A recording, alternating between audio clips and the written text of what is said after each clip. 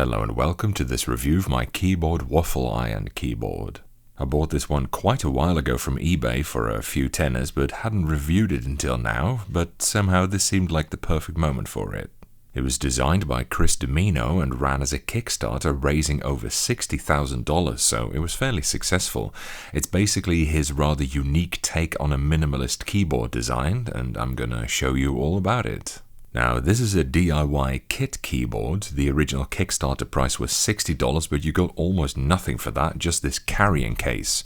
Although, admittedly, this is by far the sturdiest carrying case I've ever seen. It's cast metal and it feels absolutely nuclear. It comes with a pretty nice carrying handle too. Everything else, from keycaps to switches to even the case material, you need to provide yourself. So I bought the stuff they said I needed and got to work. Thankfully, assembly didn't take very long, just a few minutes, and it came out looking very good the first time. Basically, it's some sort of strange 3D printing method where you prepare some special resin and then pour it into the carrying case to cure it or something. It all seems very strange to me. You also have to heat the resin to solidify it, so I guess it's a thermally hardening plastic. So this is what the final product looks like, and while it's quite cheap to make, I must say they really skimped on the build quality here. There is enormous flex in the case. In fact, it's quite floppy, especially compared to the weapons grade build quality of the carrying case. This one is very flimsy by comparison. It's even showing a very bad degree of yellowing despite it basically being brand new, so it yellows way faster than even ABS does. That said, it is a single piece case. There's no screws or clips that I could find anywhere.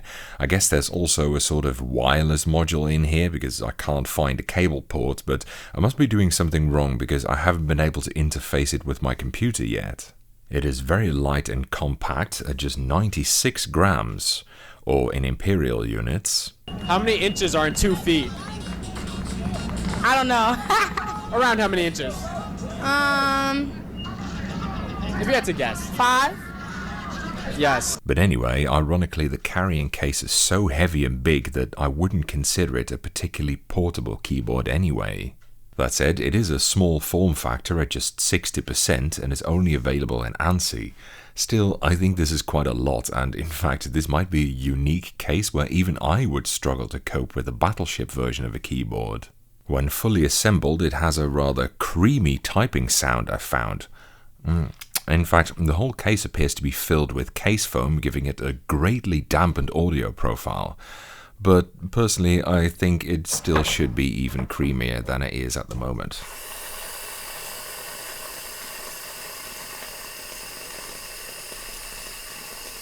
As for the switches, I went for Cherry MX Jam, which I hadn't tested before.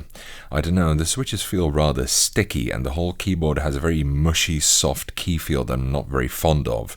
Some users have reported a buttery key feel, but I think they just added too much lube to the keyboard. Really, I don't think it needs it personally. It also doesn't come with keycaps, so I bought this two-tone red and blue colored keycap set for it. The mount is kind of flimsy and they don't stick on very well at all, they just fall right off, so I think I should take this up with the manufacturer because this is frankly just unacceptable. The keycaps don't come with legends, except for the red ones, which I think might be laid out in braille or something. Either that or they gave it a very aggressive texture. I also went with the optional RGB pack, though I must say it's not very luminous at all. This doesn't light up a bit. It does come with this unicorn lighting effect built into it, which is kind of cool though. Overall, I think this keyboard has some good points, but it's kind of strange overall. That said, if you fancy doing your own kit keyboard sometime and don't want to spend $1 billion on it, this might be a good choice. That's it for this review. Thank you for watching. I hope you enjoyed it, and following is a typing demonstration of me typing on this keyboard.